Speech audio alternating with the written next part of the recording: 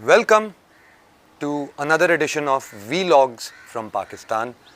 और आज का हमारा मौजू है E for Europe, F for fuck Europe. Why would we say that? हमारी इतनी मजाल कैसे हुई ये सब कहने की? क्या हमें वीज़ा नहीं चाहिए फ्रांस का? बिल्कुल चाहिए, बल्कि मैं तो कहता हूँ और खुल के बदतमीज़ी करनी चाहिए, क्योंकि वो हमारे जैसे ही बदतमीज़ों को और नामाकूलों को वीज़े दे देते हैं, अजाइलम दे देते हैं। यहाँ वाला हिसाब थोड़ी है, वहाँ तो हर किसी को इजाज़त है ना जाने की। बट बिफोर दैट आप लोगों ने मुझे मजबूर कर ही दिया है कि भाई please like, share and subscribe. ये जो नीचे बटन देख रहे हो ना, सारे अलग अलग किस्म के हैं। किसी में अंगूठा ऊपर जा रहा है, किसी में नीचे जा रहा है, किसी में अंदर जा रहा है, बाहर जा रहा है।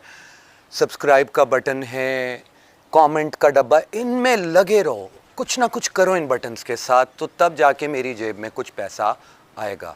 You see that button, press it, कचिंग, प्रेस इट अगेन। गलत वाला दब गया, ये वाला नहीं दबाना था, but you get the point. So आगे बढ़ाते रहें और नेकियां कमाते रहें। Moving on, why do we say such blatant things? ऐसा क्या किया यूरोप ने में कि हमें गाली देने की जरूरत पड़ गई? वेल, उसके पीछे एक ब्रीफ हिस्ट्री है। यूरोपियंस शुरू से ही ऐसी कोई खित्ते पे नहीं बैठे हुए थे दुनिया के कि जहाँ पे हर किसी का जाने का दिल कर रहा था, बल्कि एक ज़माना था कि लोग यूरोप से भाग भाग के पूरी दुनिया में जाया करते थे। ये लोग आपस में इतनी खूनरेजी करते थे, इतना लड़ते थे आपस में, कि इतना तो बलोच सरदार नहीं लड़ते।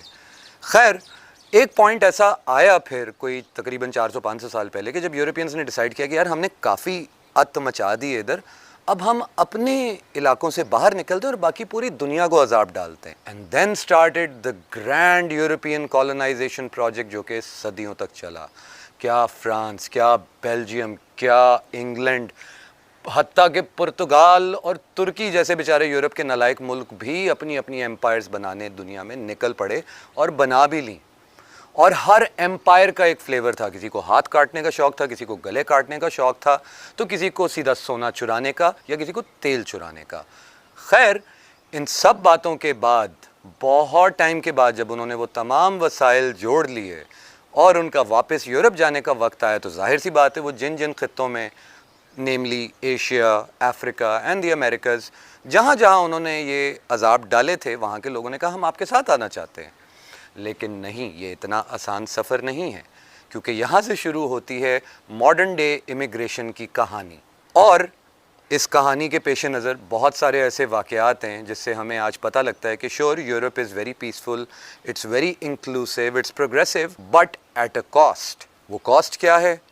वो तो जो देते हैं बेचारे, जो ग्रीस बोट ट्रेजेडी में डूब के मर जाते हैं या डंकियों में फंस के रह जाते हैं, वही बेहतर जानते हैं। या इवन जो लोग लीगल माइग्रेशन भी करते हैं, उनकी भी ज़िंदगियां गुजर जाती हैं इंटीग्रेट होते हुए, लड़ते हुए। बट स्टिल मैं यूरोपियंस की भी नफ्सियात समझता हूँ। वो भी यकीनन पूछते होंगे कई सवाल कि हमारे जैसे डार्क चमड़ियों वाले लोग क्यों वहाँ भाग भाग के आना चाहते हैं, हमें क्या मुसीबत है? तो today we take questions from Europeans. Question number 1. Why do you leave your homes? Are they not peaceful? नहीं जनाब, बिल्कुल भी नहीं। कहीं पे जंग, कहीं खूनरेजी, कहीं भूख, अफलास, कहत, करप्शन, सिविल, हर चीज़ ख़राब है यहाँ पे। तो बिल्कुल यहाँ कुछ ठीक नहीं, कुछ पीसफुल नहीं है। और अगर गलती से कोई ऐसे हुक्मरान आ भी जाते हैं जो कुछ बेहतर करते हैं, आप कहाँ उन्हें रहने देते हैं? Question number 2. Why can't you get along with your own kind? अरे माई बाप, कहीं आप बंटवारा गलत करके चले गए हैं, कहीं आप जो है दौलत का बंटवारा गलत करके चले गए हैं, कहीं ज़मीन का बंटवारा गलत करके चले गए हैं, कहीं पे वसाइल का, जिम्मेदारियों का बंटवारा गलत करके चले गए हैं। और हमारे जैसे कम कमीन लोग आज तक लड़ने में मसरूफ़ हैं। कहीं पे आप असलहा गलत बांट के चले गए। तो Yes, we can't get along with our own kind. कुछ इसका मसला है शायद, bloody coolies. Question number 3. Did we not civilize you enough?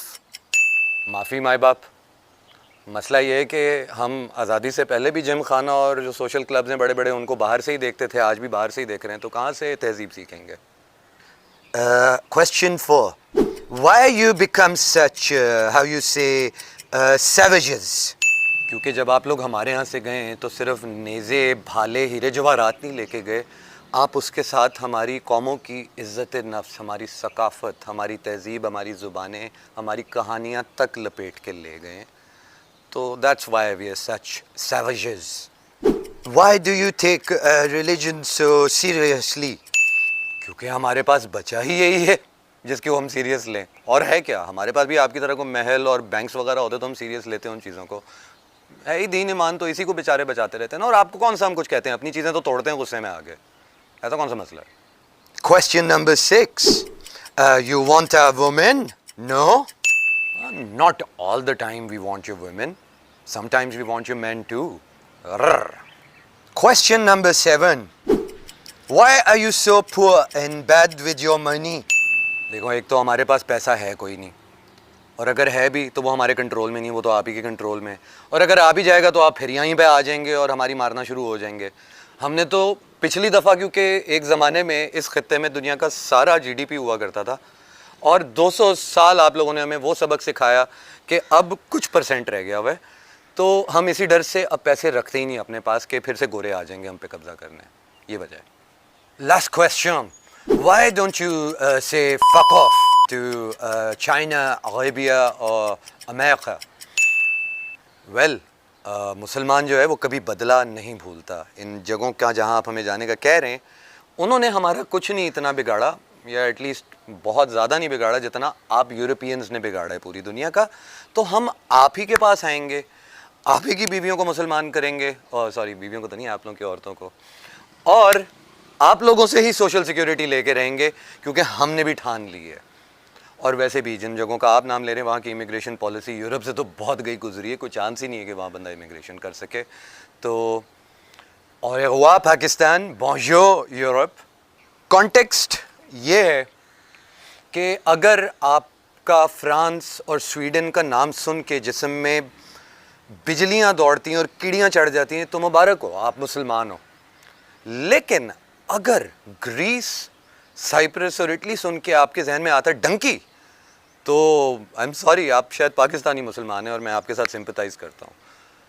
लेकिन यही हमारी डाइकोटमी है ना, जिसमें हम जी रहे हैं कि उन जगहों पे इतनी बेइज्जती होने के बाद कि उन्होंने तय कर लिया हुआ है कि वो हमारी कौम का, व्हेन आई से हमारी कौम, I speak for African, Asian, all Muslims, 1.8 और 2 बिलियन ऑफ अस, जो कि अलग अलग जगहों से मूव अराउंड करते रहते हैं और इस नीयत से करते हैं कि सारी दुनिया में हम कहीं भी जाके आज़ादी से अपने आप को सेटल कर सकते हैं, एक्सप्रेस कर सकते हैं।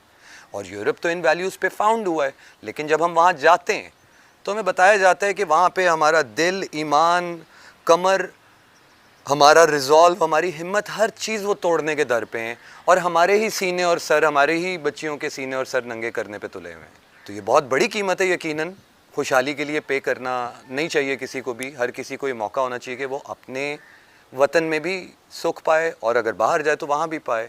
लेकिन मुसीबत ये है ना, कंपैरिजन तो देखें, आप वहाँ की जेलें देखें तो ऐसा लगता है गुरुकुल के हॉस्टल्स में आ गए हुए हैं। वहाँ से बंदा जेल गुजार के आता है ना 4 साल बाद, तो वहाँ डिग्री करके निकल आता है। हमारे यहाँ बंदा 4 साल जेल में जाता है ना, तो सेक्सुअल ओरिएंटेशन चेंज करके बाहर आ जाता है।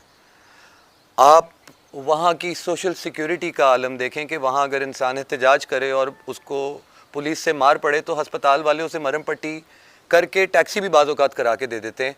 हमारे यहाँ एहतजाज किया जाए तो वो सॉलिडारिटी में सिर्फ एहतजाज करने वाले को नहीं, उसके माँ बाप, बहन भाई सबको उठा लेते हैं ताकि सबको एक ही जैसा सांझी फीलिंग आए। वहाँ पे बीचेस देखें, आसमान से उतरी अप्सराएँ, हसीनाएँ, हूरें सिंगल पीस और 2 पीसेस में फिर रही होती हैं बग़ैर किसी डर व खौफ के, और आपको जी भर के देखने लेती हैं।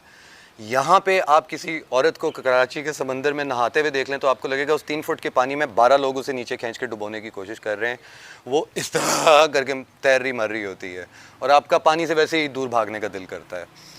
पुलिस की अगर बात करें तो नहीं, हमारी पुलिस बेहतर है। उनकी पुलिस तो माइनॉरिटीज़ के ख़िलाफ़ एक्शन लेती है, हमारी पुलिस बग़ैर किसी तफरीक के माइनॉरिटीज़ और मेजॉरिटीज़ सब की तुन के रखती है। और फ़ौज, उनकी फ़ौज दुनिया भर में पहुंच के वसाइल निकालना, सोना निकालना, तेल निकालना, गर्ज ये जो चाहिए उनके लोगों को वो निकाल के लाते हैं। हमारी फ़ौज भी तेल निकालती है, किसका निकालती है आपको बेहतर पता होगा अगर आप पाकिस्तान में रह रहे हैं तो। तो द पॉइंट हियर इज़ कि मुझे जब मौका मिलेगा या मेरी तरह किसी भी इंसान को जो कि अपनी सोशल लाइफ में, अपनी कॉर्पोरेट लाइफ में, अपनी करियर लाइफ में आगे बढ़ना चाहता है, लैडर को क्लाइम करना चाहता है, अपने बच्चों को बेहतर हालात देना चाहता है, वो यकीनन मुंह भर भर के गालियां भी देगा यूरोप को, वहाँ की डिस्क्रिमिनेशन को और वहाँ के क्लास डिफरेंसेस को, लेकिन जिस वक्त उसे मौका मिलेगा वो फ़ौरन कहेगा और वाह पाकिस्तान और बॉन्जूर फ्रांस या वेरेवर इन यूरोप, राइट? तो on that note, do not forget to like, share and subscribe, क्योंकि अगर आप चाहते हैं कि मैं यहीं रहूं और खुशहाल रहूं और डंकी मार के ना यूरोप भागूं, तो ये बहुत ज़रूरी है। वो याद दिलाया था ना, वो जो बटन्स थे नीचे, कचिंग कचिंग लगे रहना है बगैर रुके।